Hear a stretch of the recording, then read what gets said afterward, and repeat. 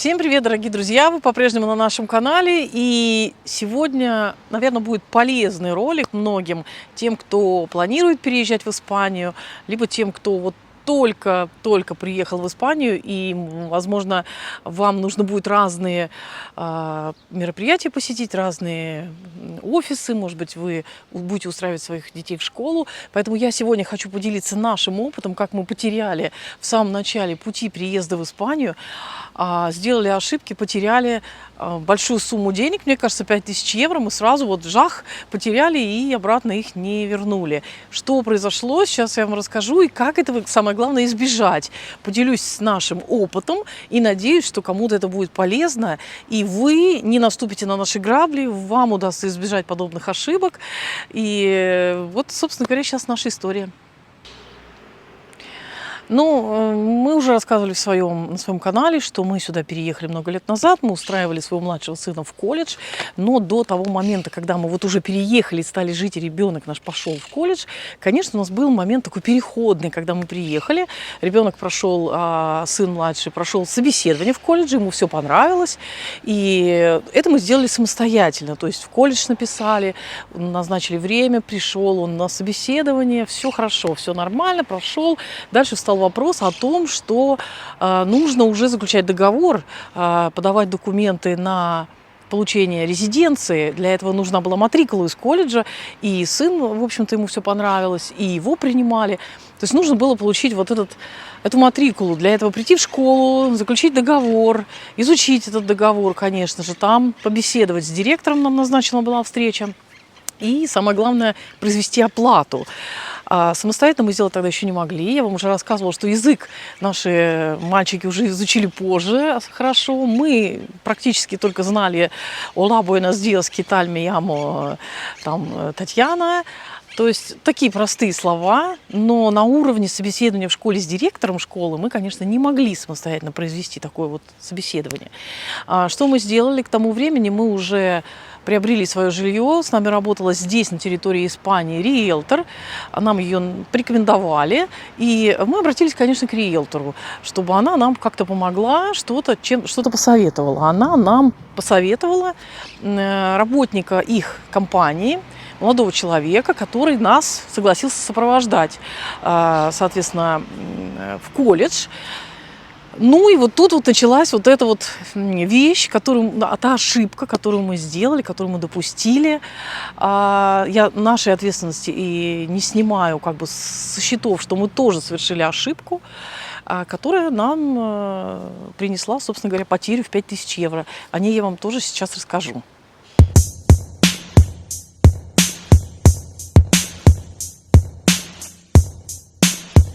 Встречу, кстати, в колледже с директором мы тоже записали сами, то есть она нам назначила встречу, мы пришли в колледж, и он говорит, я вам все переведу. Естественно, мы не заключали с ним никакого договора на перевод, естественно, все это на платной основе, то есть мы, как нам посоветовал риэлтор, поэтому мы же доверили это все дело, мы же думали, что это все, там работают специалисты высокого уровня, переводчики высокого класса. Причем на сделку с нотариусом та риэлтор ездила сама, у нее высокий уровень знаний испанского. То есть мы, конечно, думали, что все на таком высоком уровне знают испанский в этой компании. Молодой человек что-то нам переводил, конечно, но поскольку мы некоторые слова уже знали к тому времени, мы поняли, что в процессе разговора он еще пристраивает свою жену в школу учительницы, в этот колледж. То есть говорит еще и о своей жене. Тут мы как-то так немножко заерзали, стали его просить все-таки переведи ближе к теме, переведи договор. Что-то он нам переводил и перевел нам следующее, что надо оплатить всю сумму обучения ребенка сразу, все 5000 евро внести. Но самое главное, мы-то в то время еще не знали, что можно заплатить только за матрикулу, то есть как бы застолбить это место, да, оплатить место в колледже, и это где-то порядка 500 евро, и следующую сумму внести уже чуть позже. Это один момент, который мы не знали, который нам никто не рассказал в тот момент, не перевели. Возможно, директор это озвучивала, но вот этот переводчик, он нам это не рассказал по договору. Следующий момент, самая крупная наша ошибка, что Мы не уточнили, возвращаются ли деньги, а он нам это тоже не рассказал. То есть, оказывается, ему должны были, и уже потом директор сказал, что я ему озвучивала, я всем озвучиваю, что деньги в случае не получения вами ВНЖ, не явки ребенка в школу, вот эта сумма 5000 евро, она сгорает. То есть деньги уже внесены в колледж, они пошли уже на учебный процесс, на них закуплены книги, учебные пособия, оплата учителям. Все, обратной дороги нет, ни 1% оттуда не возвращается. Об этом, оказывается, предупреждают, это должно быть в договоре, это должно произноситься. И вот это нам не перевели, мы этого не знали. И случилось так, что действительно мы в тот момент ВНЖ не получили, был отказ там по некоторым причинам, и связавшись уже позже с директором, написав ей вот об этой проблеме, она мне как раз и озвучила, что вам, значит, некорректно перевел ваш переводчик, обращайтесь к нему, у вас же наверняка с ним договор, вы можете подать на него какую-то жалобу, вы можете опротестовать эту сумму денег, он вам, ну, должен понести какую-то ответственность.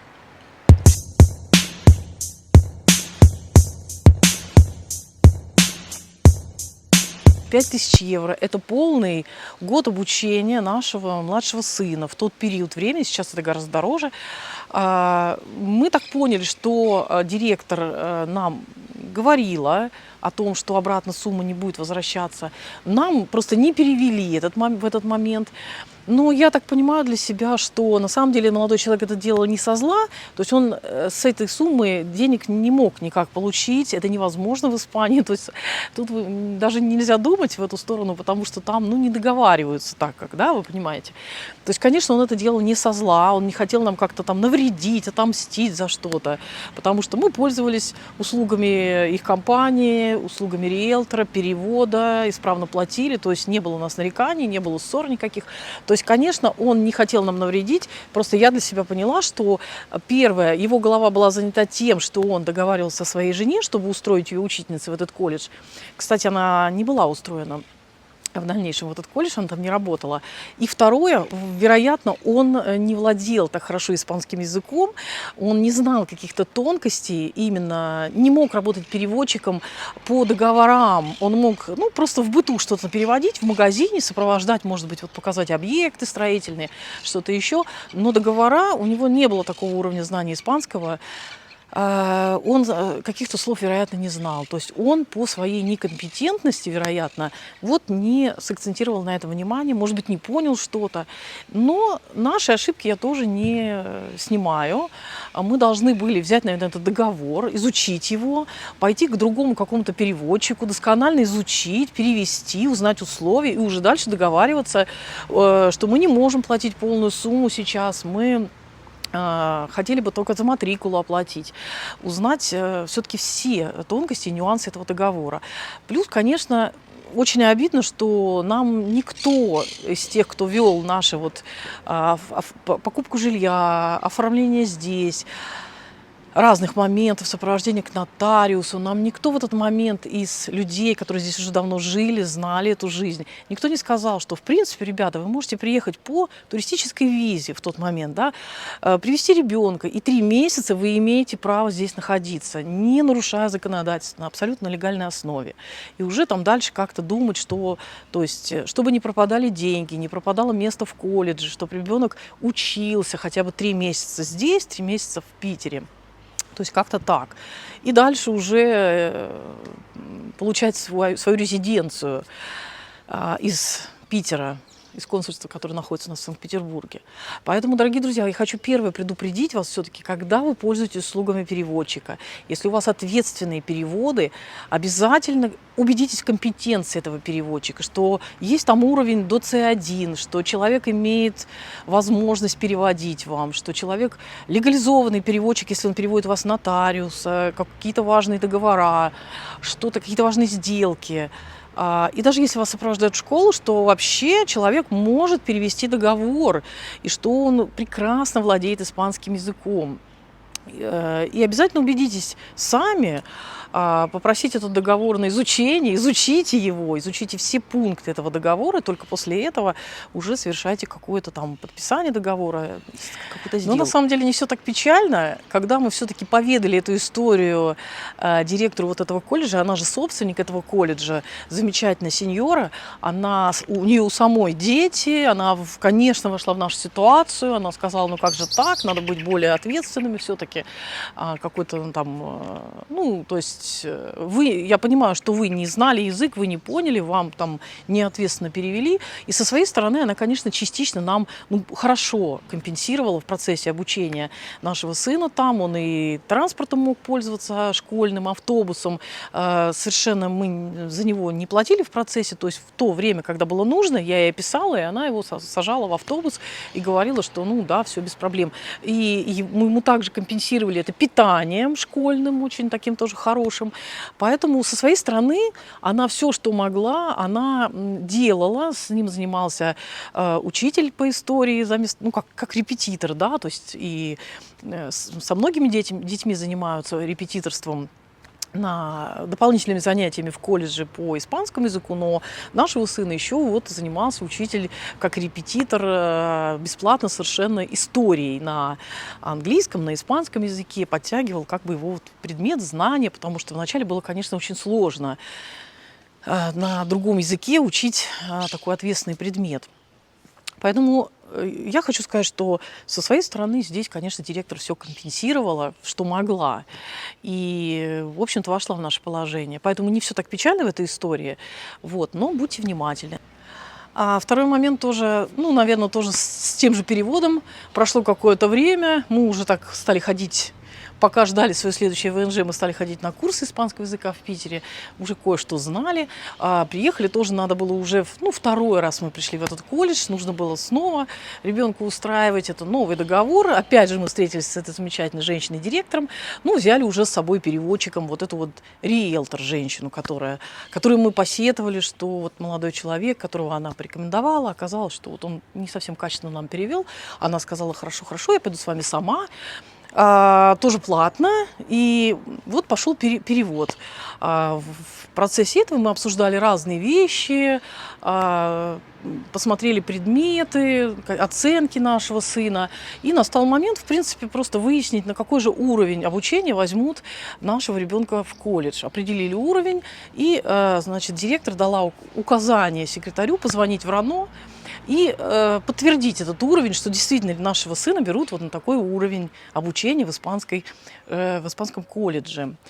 Все подтвердили, и она передает через нашего переводчика, через нашу переводчицу, что если вы хотите для вашего спокойствия, то есть мы это уже понимали, для вашего спокойствия вы можете, если хотите, съездить в РАНО, которая находится в определенном городе, посетить, и вам тогда письменно напишут, что действительно ребенок ваш соответствует уровню испанского школьного обучения такому-то и такому-то. Для чего это нужно?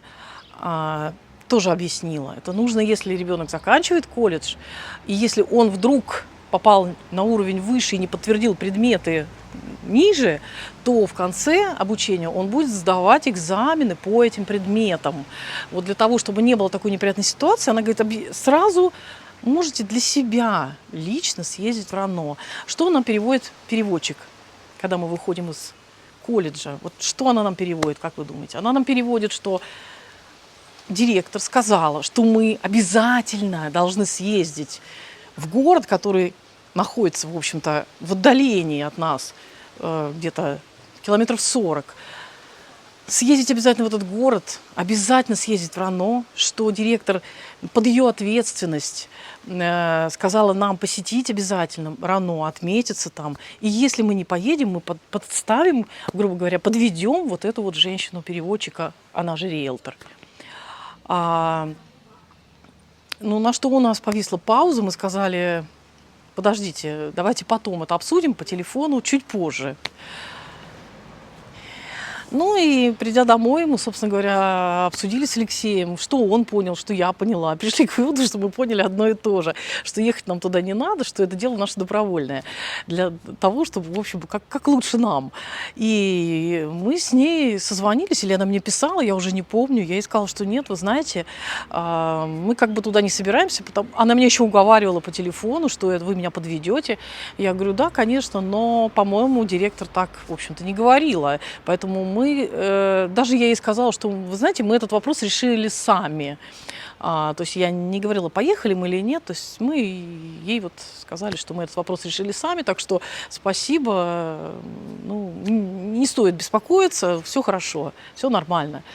Вот так, дорогие друзья. Но я хотела вам этот записать ролик не потому, что мне хочется кого-то здесь, знаете, вот обругать кого-то или там как-то очернить и так далее. Я не называю здесь имен, я не говорю, какая компания, кто где находится, в какой именно локации, в каком именно регионе происходили эти события, откуда это риэлтор, откуда эта компания, переводчики. То есть я не хочу сейчас никого, так сказать, очернить. Я просто хотела вас немножечко предупредить, сказать то, что внимательно относитесь к тем людям, которые будут вам переводить, если вы совсем не знаете языка испанского. Потому что могут по незнанию не так перевести, по невнимательности, либо немножко в своих интересах кто-то, да, потому что поехать куда-то, это значит заплатить переводчику, потому что ехать 50 километров, 40 километров, это час туда, час обратно, час там, может быть, два, то есть это, ну, меньше 100 евро не получается никак. То есть некоторые в своих интересах переводят, так как вот у нас получилось. Кто-то просто по какой-то ошибке, незнанию, ну вот так. То есть я хотела предупредить вас этим роликом, чтобы вы внимательно относились к переводчикам, к людям, которые тоже ответственную все-таки услугу оказывают. Иногда кажется, что это просто перевод, но он имеет значение. Но понятно, что совершая покупку, нотариальное оформление квартиры, вы идете с переводчиком, который имеет уровень, который действительно имеет право переводить в таких ситуациях. Как правило, в компаниях риэлторов присутствуют именно такие, наверное, переводчики, мне так кажется. Вот. Но, тем не менее, бывают всякие ситуации, всякие случаи. Будьте внимательны, перепроверяйте договора свои, уточняйте какие-то нюансы, задавайте обязательно вопросы по оплате, по возврату оплаты. Вот. Я думаю, что все люди взрослые, что все вы прекрасно это знаете, что я не открыла для вас Америки, так скажем. Но, тем не менее, просто хотела поделиться нашим опытом. Всем удачи, добра, хорошего настроения, дорогие друзья. Пока-пока. Адьос, амигос.